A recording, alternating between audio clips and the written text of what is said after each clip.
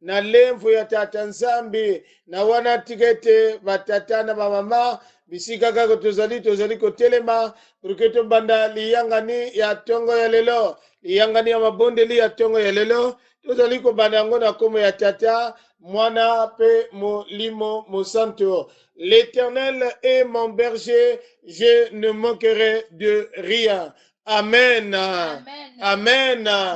Beto ke kufungula bakonsika beto to kufungula bakonsika na biso tokoyemba konsika kintuadi numéro 412 tokoyemba na konsika kintuadi numéro 412 konsika kintuadi lubakundi banzambi seto kesebeni butwe na nave munamenga maisu kliso makakela mubeto vansi munzwadise mutu na kutakana emena bonso nienge wambu butu na monanga bantu bavuluswa emena bonso nienge wansimu butu monanga yela empasi yezinzungu yensatu zazo bunabika twazaya kwetu botwakidizinzenza babo munzwadise mutu na kutakana emena bonso nienge wambo butu na monanga bantu bavuluswa emena bonso nienge wansimu lubakundi lutinanga beni mumasumu ye monso mambi tala Yesu atavokana kutunata kunzo adise munzo adise mutu na kutakana emena bonso nienge wambo tunamonanga bantu bavuluswa ndenge na bonso nienge wansimu seyengo di empangi ebusi ebakunji banzambi babo lwetisilanga Yesu mwandi luna lwaka kunzo adise munzo adise mutu na kutakana emena bonso nienge wambo onanga bantu bavuluswa ndemena bonso nienge wansi mokintango ya lwaka butona manasalu byabyo bamanza unambazi za zulu zina kutunata kunzo adise munzo adise mutu na kutakana emena bonso nienge wambo butu na monanga batu bavuluswa emena bonso nienge wansimu ina beto kena kuvwanda toko bondela Masia nzambe oyatonda nina nkembo. Masia nzambe oyatonda nina lokumo. Masia nzambe oyotokogo kogisa na moto te. Mba nzambe ozali tata. Oyo nde batango nyonso. Azali nde kobatela bampate na ye. Yo obongwanaka te. Ozali nzambe oyasungaka. Ozali nzambe oyatonda nina bolingo. Na nzela wana ya bolingo na yo tosili nde kufukama liboso na yo lingoma ya tonga lelo masia esili kufukama na kosenga bolimisi moko na se motema nzambe azali komikitisa wete asili kososola oyebimi na monoko na makanisi na ye nzambe esili kopesa ye esengo te esili koniongisa molimo na yo ni wana na tonga lelo ya mokolelelo liboso toto bana misala nyonso otolingi tosala dans la journée tomoni ya liboso lingomba amoni ya liboso nzambe ayande kofukamela yo ayande kotubela etali mabe na ye pour que yo sokola ye pour que yo kangola ye pour que nzambe azala pembe lokola bamvula ya pembe na wana tigete ebandili pe suka okamba pe oloba na komona masi ya nzambe na bomo tosili kobondela amen amen tozali kaka ya kofanda batata na bamama lingoma na tata nzambe mbote na biso mbote diake mbote lisuswe tozali koloba na biso nyonso toyaka na biso ma tikete tata nzambe pe asale vraiment tata nzambe akoba kosalela biso ya koleka ozala mobali ozala nde mwasi bisika kaka nde bozali koyoka biso nzambe akoba kosalela biso ya koleka ozala kuna na Europa na Asia na Amerika na Afrika mobimba lokola kaka biso nyonso tozali bana na tata tozali bana na tata nina ina na makelika nyonso bika tuiza kwetu bika tata nzambi katu na katu mutezoki milongi mizike mesa Yesu munkembo beto twizi zidi mbazi za tizulu zetizungana zetibabwa na yeto munkembo o munkembo beto twizidi mbazi za tizulu zetizungana zetibabwa na yeto munkembo ibundu dizikembisa Yesu munkembo beto twizidi bazi za dizulu zetizungana zetibabwa na yeto munkembo tosangani awapo na kopesa nkembo kembo haleluya tosangani awapo na kopesa nkembo kembo haleluya tosangani awa pona kopesa nkembo kembo haleluya tosangani yawe tosangani awa pona kopesa nkembo kembo haleluya haleluya haleluya haleluya kembo haleluya haleluya haleluya haleluya kembo haleluya bino bilenge boyaka toyembelela isungolo masiya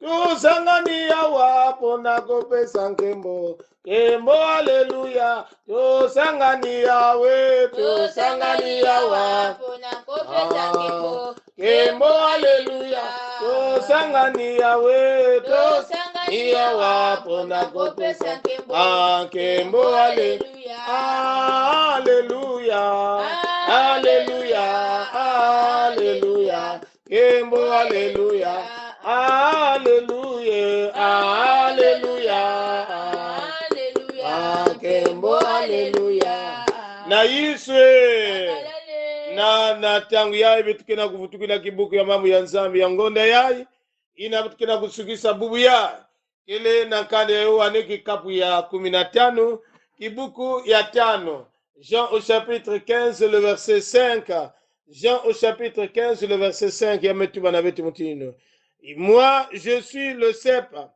vous les sarments celui qui demeure en moi comme moi en lui porte beaucoup de fruits car sans moi vous ne pouvez rien faire car sans moi vous ne pouvez rien faire ni na ina betoke na kulomba na mamalongi na kusambila ina bitukina kukwena malembe na kuwa mambo ya nzambi nzambi yebetu na mazulu jaka tambula matondo ina mekukatuka na machina beto samu na kilumbu ya jaka ya malumalu ngame kupesa katika china beto ontangu mekulanga Yesu Kristo ina ntidi bunu ngezula kuwa mambo ya nge mambo ina tata nzambe kena kupesaka beto ba moyo batangu nyonso na kizinga ya beto nikuna mfumu chizonze nge jibundi mekuvanda imeni kaka njinga nge ya venzambe fana kuwakana na kilokola yayi Pimpe vina Yesu Kristo ke tumaonaka luzula ngeve bika ya kukuwa na ntama katikati na beto na kilokola ya nzambi kaka mpevi angefa na kutuadisa pevi ange yala mbatukulu chinsukunu ke muna masika Yesu Kristo yake kufutuka na nge bieka mambo ya ilongo sa mchinge kele nzambi ya longo na kumbe ya Yesu Kristo bitume kulomba mchindu ina amen amen Nzambi etofweni tambula nkembo yenzitusu.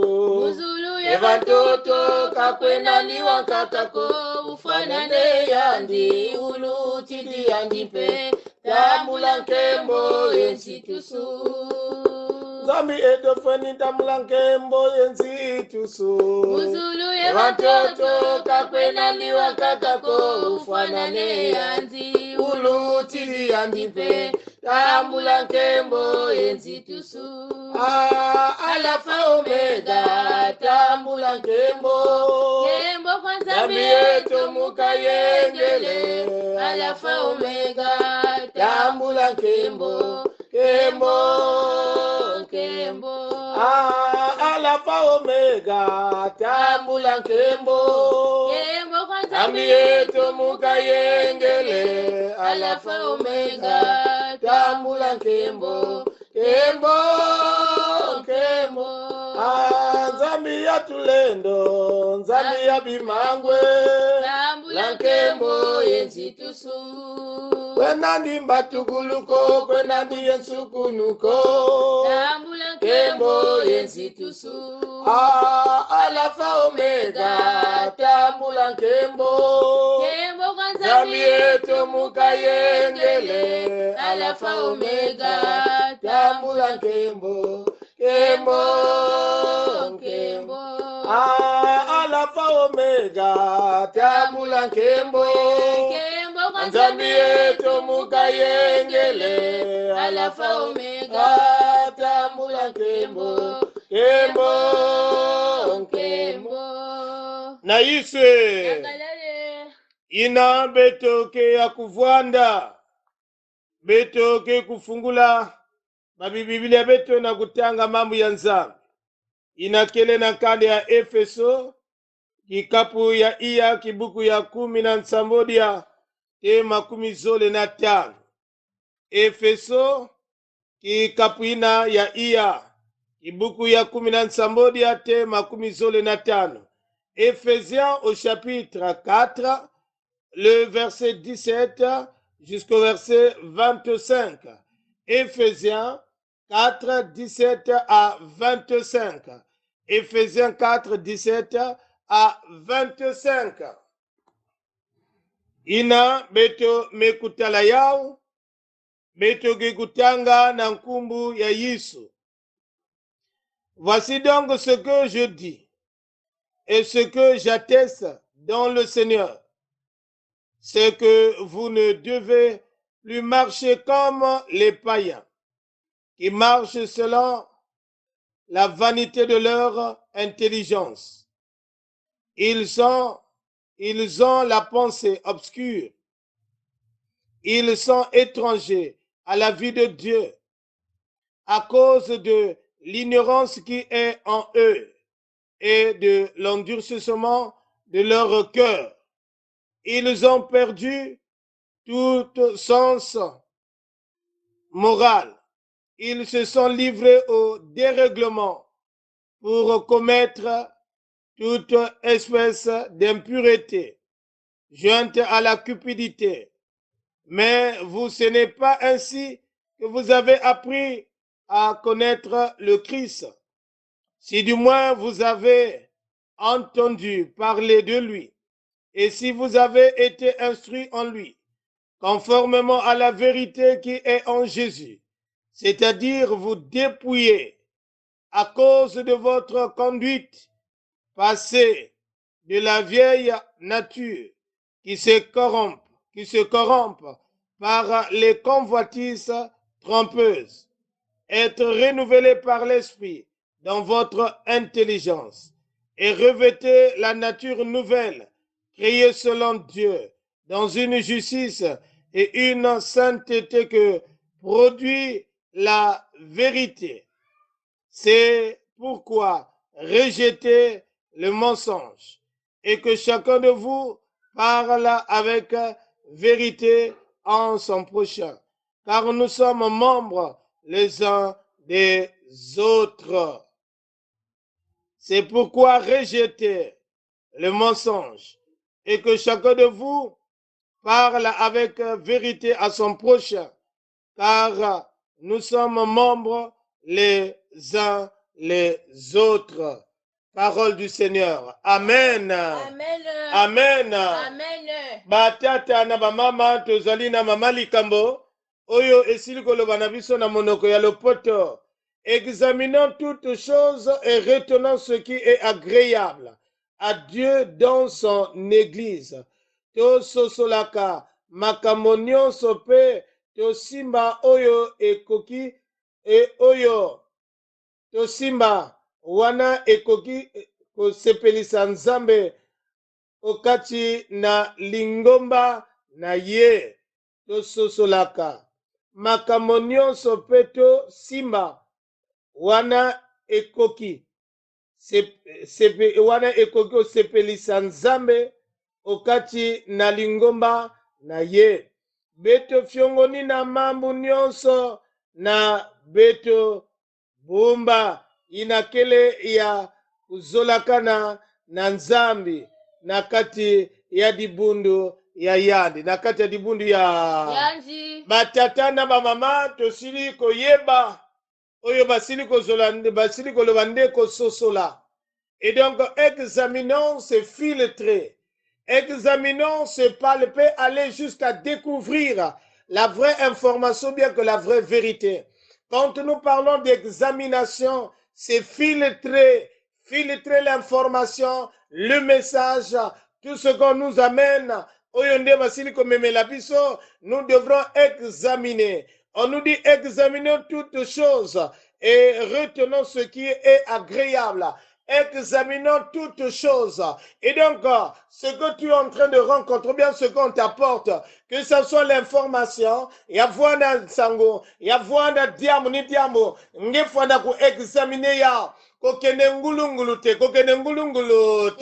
ngefwana ku examiner ya, il faut ososola, il faut otale yango na mozindo, il faut oyeba likambo oyo nde basili komemela yo, oyo nde ozali koloba, nde information ozali kozwa, soki ezali ya lokuta to ya solo, me likambo oyo kosalisa yo, ndongo ndenge opale pe yango na kati ya mozindo nango, il faut ososola, il faut nde otala, il faut nde otala, il faut nde otala, sari otali kaka mbala moko te, me ozali kokende na mozindo yango, pour que tu puisses retenir ce qui est bien, pour que tu puisses filtrer la vraie information, ou bien que la vraie vérité. Et donc on nous dit examinons toutes choses.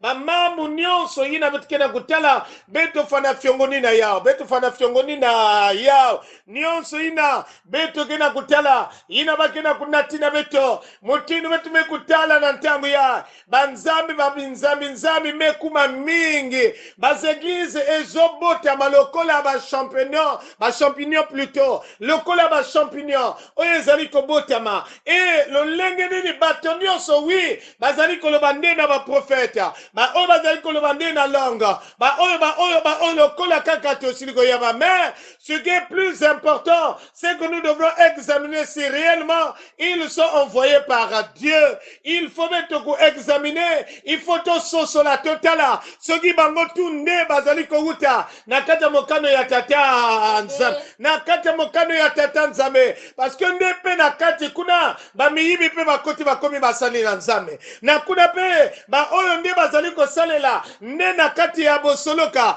ndepe bakoti bakomi pe banganga Nzambe, oyo pe bazali kosalela atiki oyo nde ya bitambala ya rouge, atiki nde makambo sadira amei makambo bokoko me abobi yango ayi kobima na nzela ke akomi mosali na tata. Et donc nous devrons examiner nina bamenata beto semenia beto fana kufiongo nina il faut to sosola to sala nini to sosola, il faut que beto ko examiner et à la suite d'examiner nous devrons prendre ce qui est agréable. Nous allons retenir, nous devrons retenir ce qui est agréable à Dieu, ce qui est agréable à Dieu dans son église. C'est ce que nous devrons retenir. ce qui est pour l'édification de son église, c'est ce que nous devrons retenir. Ce qui est pour l'édification de notre âme, de nos âmes, c'est ce que nous devrons retenir. Et donc, tout ce solande, tout ce ma ezali ya malamu, oyende ekosepelisa nde tata nzambe. Batata na mama, na maloba oyo tosili kotanga. L'apôtre Paul est en train de faire la part des choses. Et ndenge lokola azali koloba que je suis en train d'affirmer, de certifier en Dieu. Yandi nde azali koloba nde na lingomba oya Efese. Nde azali kotialisa bango lolenge ba oyo nde basili koyamba maloba na nzambe. Na ba oyo basili koyamba maloba na nzambe te. Batambolaka bapakano, batambolaka lolenge nino oyo ezali bozoba ya makanisi na bango. Oyo nde basalaka makambo ni oyo epesaka kande na tata nzambe. Me bayina nyonso mekutamula Yesu Kristo disoso ni kele ba oyo batili koyamba maloba na nzambe. Différence ezali différence bakotambola lisusu na mosunite bakotambola lisusu na mo. C'est là où l'apôtre Paul est en train de dire ne marchons plus selon la convoitise de notre chair. Mutinu kele bansatu ya nzutu ya beto ou bien que beto tambula ve mutinu na kata ba désir charnel mais beto bakusa na kutambula mutinu kele luzolo ya tata nzambe.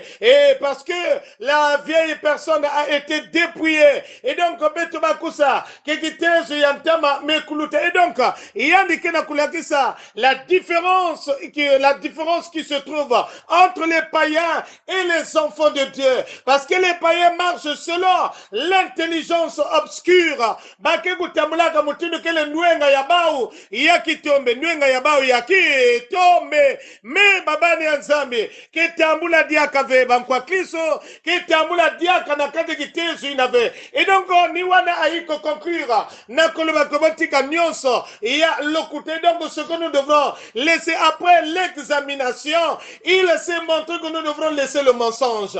Le colonel Asili Koloba dans le verset 25, c'est pourquoi rejetez le mensonge, rejetez le... Et que chacun de vous parle avec vérité à son prochain, comme nous sommes membres les uns les autres. Parlons à l'autre avec vérité. Nous devrons parler à l'autre avec vérité. Tolo bande boteleka na neko, tolo banaye na kate boteleka nyonso. Totika lokuta, totika lo, totika kobwaka lokuta, totika kobwaka lo. Et donc après examination, l'apôtre Paul s'est rendu compte que na Éphèse, les kambo oba kogosala batika lokuta. Baloba boteleka na ndeko. Parce que biso nyonso tozali eteni na kati ya lingoma eteni na nzoto lokola tolobaka nde lingoma ezali nzoto e biso nyonso tozali ba eteni oyo tozali kosala na kati ya elanga na kati ya nzoto nde ya Yesu oyo ezali nde lingoma na ye. Ni wana il faut betozonza buteleka betozonza mbu après examination, parce que quand c'est l'apôtre Paul mekutuba diabuya, il avait remarqué, c'est-à-dire la différence ne se faisait pas voir entre les chrétiens, parce qu'il s'est rendu compte, il y avait de ces chrétiens qui se disaient chrétiens d'Éphèse, mais il était encore dans le mensonge. C'est-à-dire, il s'est rendu compte, il y a de ceux qui se disaient chrétiens, mais ils marchaient dans l'obscurité de l'intelligence, selon les désirs de la chair. C'est pour cela qu'il est en train de démontrer que, après examination, nous devrons dépouiller l'homme ancien. Il faut monter en kuluku katuka, la vieille nature. Il faut ya katuka na beto yina fana kusala ni mpeve tobe kukuma muntu ya malu batata na mama kilokola ya ba banki mingi bankwa Kristo mingi ina mekangama na kati ya luvuno bankwa Kristo mingi ina mekukangama na kati ya luvuno mena suka ya singege tete na kati ya luvuno. Attention pila mosi keba. Et donc si tu ne dis pas la vérité à l'autre, tu ne nous parles pas avec vérité, sache-le bien-aimé. Nyonso inangeke na kusala Yesu kena kuyangalana na ya uve zonza makedika na mpangi zonda makedika na mpangi yange lobande boteleka,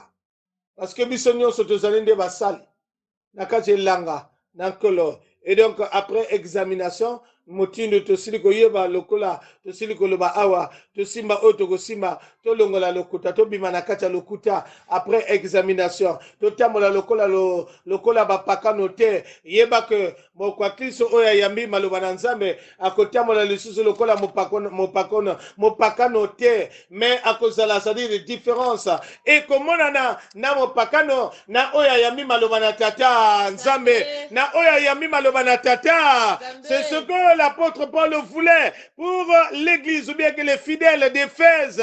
Et le verset 20, qu'est-ce qu'il dit? Mais vous, ce n'est pas ainsi que vous avez appris à connaître Christ. 21. Si du moins vous avez entendu parler de lui et si vous avez été instruit en lui, conformément à la vérité qui est en Jésus-Christ, c'est-à-dire vous dépouillez à cause de votre conduite passée de la vieille nature qui se corrompent par les convoitises trompeuses. Bien-aimés, voilà. L'ancien homme, la vieille personne, Nantangwina, il était, c'est-à-dire, Moutune Nkulu, Nina Fwandaka corrompu, Nakade Vitezu, Namekute la Kanafeya qui tombe.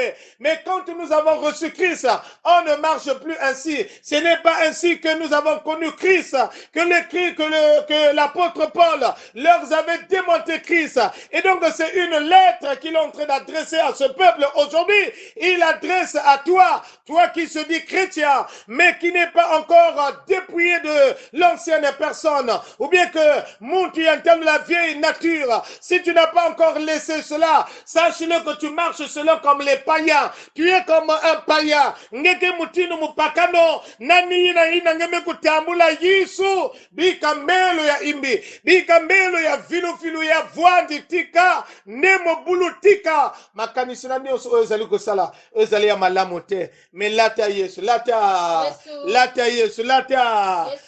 Yesu ni wanamba oyo nde basili kososola nde na Yesu tokomi nde bato ya sika ya mosusu nde ni wana azali koyemba ngana lingiyo nkolo nanga tala ndenge yokomi singa ngana poniyo nkolo nanga tala ndenge yokomi singa ndeko nanga ndeko nanga tala ndenge nakoma ndeko nanga ndeko nanga tala ndenge nakoma ngana lingiyo nkolo nanga tala ndenge yokomi singa ngana lingiyo nkolo nanga tala ndenge yokomi singa ndeko nanga ndeko nanga tala ndenge nakoma. Et donc azali koyemba yango parce que ne moto ya kala nde alongwe akomi moto ya sika akomi moto tika ke nzambe apambola biso que nous devrons examiner toutes choses et à la fin nous devrons prendre ce qui est agréable à Dieu. Que le Seigneur bénisse sa parole, que le Seigneur puisse bénir cette méditation. Amen. Bikana tangu yayi beto ke kusambila. Diaka nzambi ya beto, nzambi ya moyo, nzambi ya makedika. Ngekele mwinda, ngekele nzambi na mekuzola, kebetu kutambula na kata kitombo ve, na kata mbumbuluka ve, mengeme kuzola kebetu kuvua na babani ya kukia. Nina kuna lumingu ya, ngeke na kuzonzila beto, na kufiongo nina bamambu nyonso, na beto simba inage kupesa kiese nange. Inalenda pesa kiese nange ni kusadila mamu nange inalenda pesa kiese nange nina kutambula mutinu ke luzolo nange nzambi ya moyo ngeme kuzaba kiselo ya anambelo yani kena kuniongisa nzonza ya yani lolenge ya koloba na ye lolenge ya kotelema ya kofanda nzambe ezaliko yokisa mawana soni parce que jusqu'à présent azali ne moto ya kalande azaliko dominer katikati na ye jusqu'à présent etamboli na ye efandelo na ye nzambe ezaliko lakisa nde azali kaka ndemo pakano metika ete na nsima ya kolanda teme oyo ya kolanda maloba oyo ya kolanda semaine oyo na kati ya teme oyo nzambe akoba kososola nakotika banzambe ya mabe banzela ya mabe nakotika ezala nzambe amelaka mbangi biloko nyonso ya makasi amelaka oyo nzambe alinga asala lisusu te lokola atatola nzambe yo kaka na kati ya ngolu na yo ogogo sima motema na ye asosola atika biloko ya makasi atika bimelamela atika oyo nyonso ya mabe pourke nzambe atambola elongo oyo ndo yo olingi ko totambola nzambe olingi ko katikati na biso moto ya sika nde amonana moto ya bolamu amonana emonana na kati ya misala te na kati nzambe ya misala na biso kofana na biso nzambe itikaki yo moko molimo na yo ekamba na nzela wana oyo nzambe tozali kokende kosukisa beto mekwisa yekola journée ya kuzima na betata beto na date ya le 10 mars ngeme zabaya ina di bundu nange kekota na kembo ya nene ina di bundu nange kekota na ntangu nzambe ya kumina nsoki na ntangu nzambe ya kuyekola bamambo badiamu yaba na maboko nange nzambe bikange nungisa katula nyonso ina mekudela kanave mepesa beto ntangu ina pesa beto ntangu ina bana baina kena babwale ya nzenza ina mekutala mbote pena kukota na milulu to na kembo ina bikange nzambe tuadisa na yala matondo inangelenda wila beto inangelenda wila beto inangelenda wila beto matondo bieka nani akisa na sakumuna na kumuna ngeisu nzambe ya moyo beto mesambila mutindina amen Amen.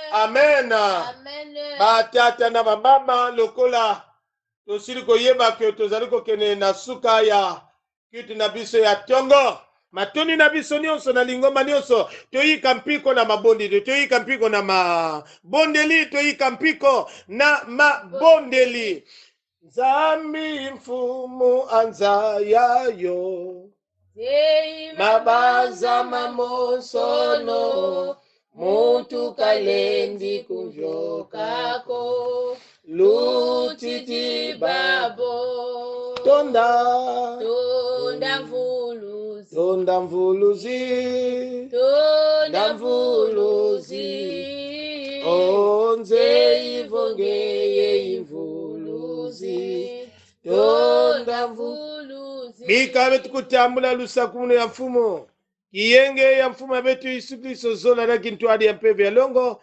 yatatamana bieka na kufuana na beno amen amen inamevuana na beno ni tata longi sita bikumu gavani Apollin inamekwa kompane munu ni mama longi sita vani okare matondo suka ya mbote na beto nyonso na beto ke kuso retrouver pe na bantango ke kuisa matondo mingi